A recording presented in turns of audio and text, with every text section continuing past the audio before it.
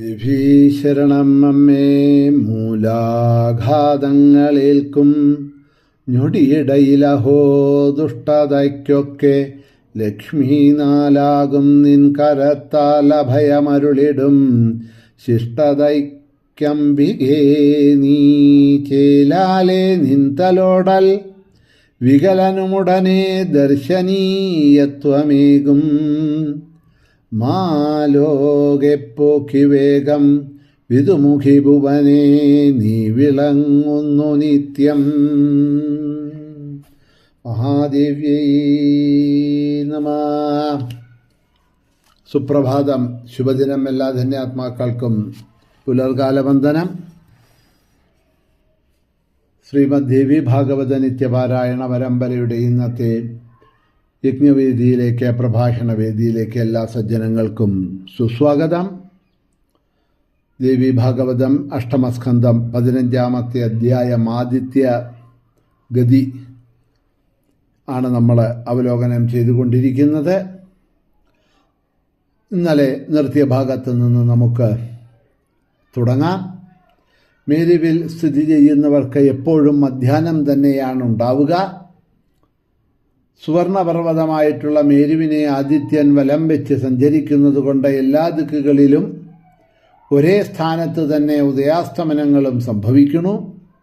ഉദിക്കുകയും അസ്തമിക്കുകയും ചെയ്യുന്ന സ്ഥാനങ്ങൾ നിശ്ചിതം ആണ് എന്നർത്ഥം. ആർക്ക് എപ്പോൾ സൂര്യനെ കാണാറാകുന്നുവോ അവർക്ക് അതാണ് ഉദയം. എപ്പോഴാണോ ആദിത്യനെ കാണാൻ കഴിയാതെ വരുന്നത് അതവർക്ക് അസ്തമയമായിട്ട് ഭവിക്കണം. പക്ഷെ വാസ്തവത്തിൽ സൂര്യൻ ഉദിക്കുന്നുമില്ല, അസ്തമിക്കുന്നുമില്ല. ഇതാണ് സത്യം. ഉദയാസ്തമനങ്ങൾ ആദിത്യൻ്റെ ദർശനം അല്ലെങ്കിൽ അദർശനം എന്നീ രണ്ട് ഭാവങ്ങൾ മാത്രമാണ്.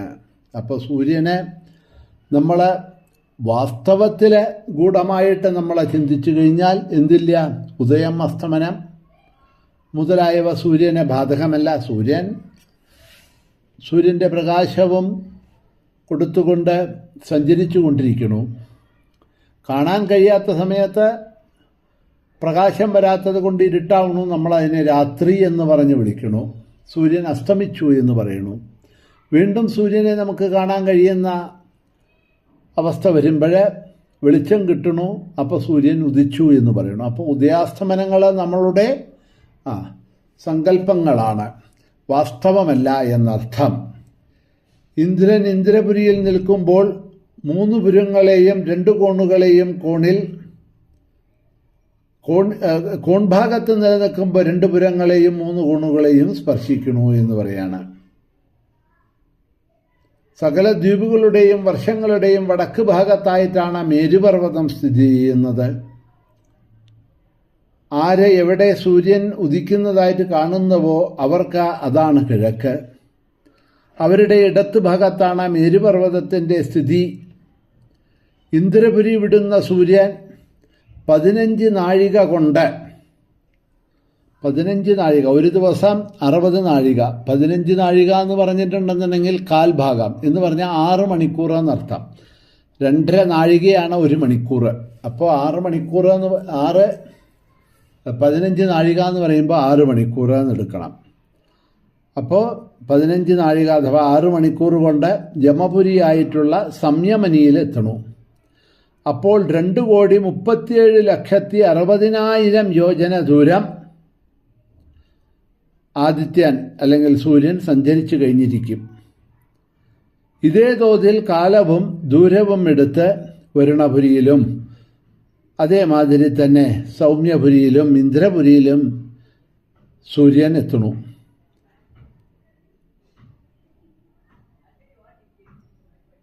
കാലചക്രാത്മകമായിട്ടുള്ള ആദിത്യൻ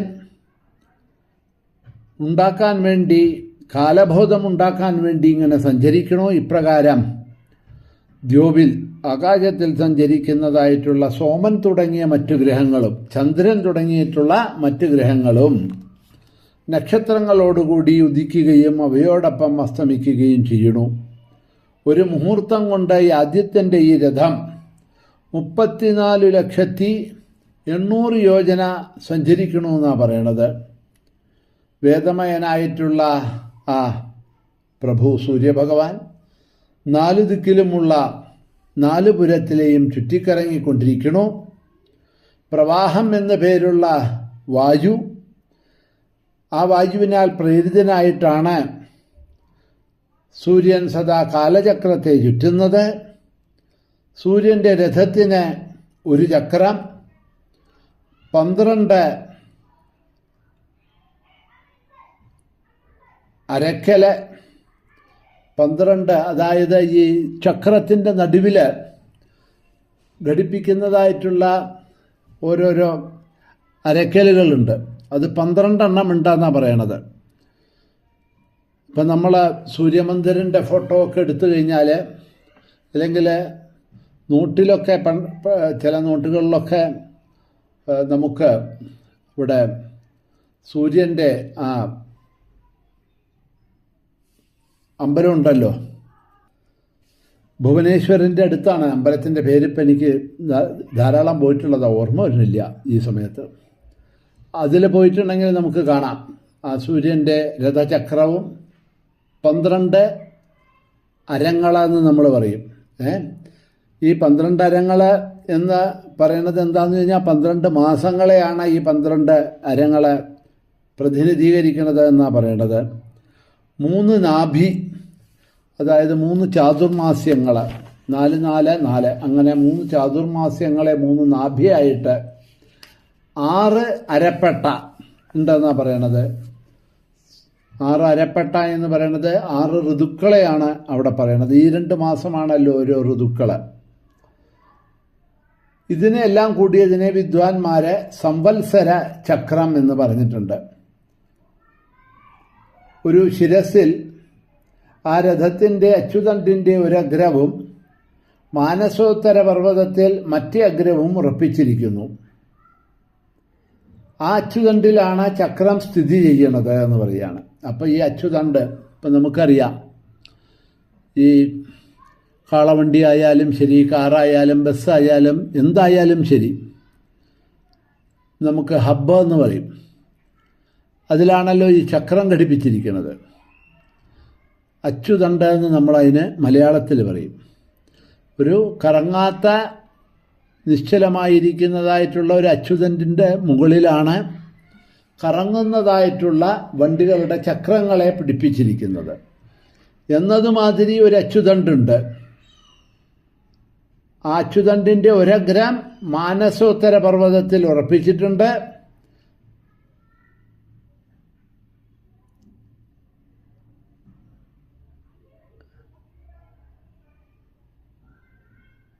എന്ന് പറയുന്നു.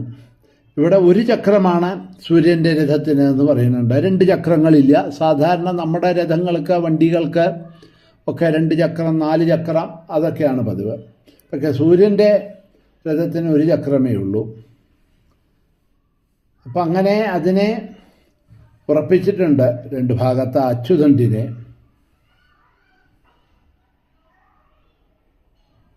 മേരുപർവ്വതത്തിൻ്റെ ശിരസിലെ ഒരു അച്യുതണ്ട്, മാനസോത്തര പർവ്വതത്തിലെ അതിൻ്റെ ശിഖരത്തിലെ ഒരു ഭാഗം, മേരുപർവ്വതത്തിലെ അച്യുതണ്ടിൻ്റെ ഒരു ഭാഗം, മാനസോത്തര പർവ്വതത്തിലെ ഒരു ഭാഗം, അങ്ങനെ 2 അച്യുതണ്ടിൻ്റെ 2 ഭാഗം ഉറപ്പിച്ച് നടുവിലാണ് ഈ കറങ്ങുന്നതായിട്ടുള്ള രഥചക്രം. നേരത്തെ പറഞ്ഞ 12 മാസങ്ങൾ,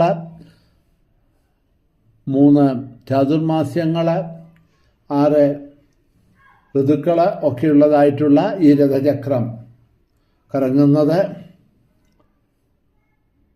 ഒരു എണ്ണയാട്ടുന്നവൻ്റെ ചക്രത്തിന് തുല്യം ചുറ്റിക്കൊണ്ടിരിക്കണു അത് എന്നാണ് പറയണത്. ഈ മാനസോത്തര പർവ്വതത്തിൻ്റെ മുകളിലായിട്ട് സൂര്യൻ ഭ്രമണം ചെയ്തുകൊണ്ടിരിക്കണു.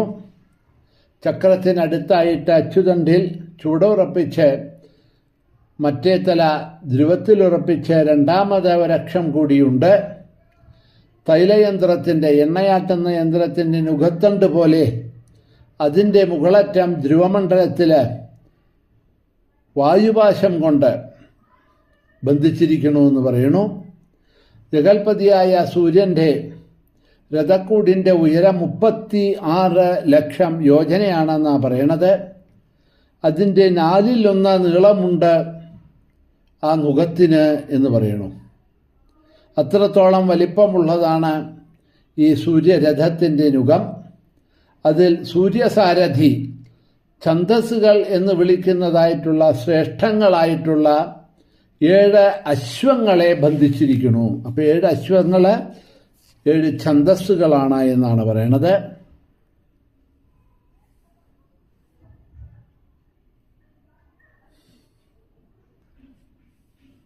അങ്ങനെ ആദിത്യനെയും വഹിച്ചുകൊണ്ട് ഈ 7 കുതിരകൾ, 7 ഛന്ദസ്സുകൾ മുന്നിൽ നടക്കുന്നുണ്ട്.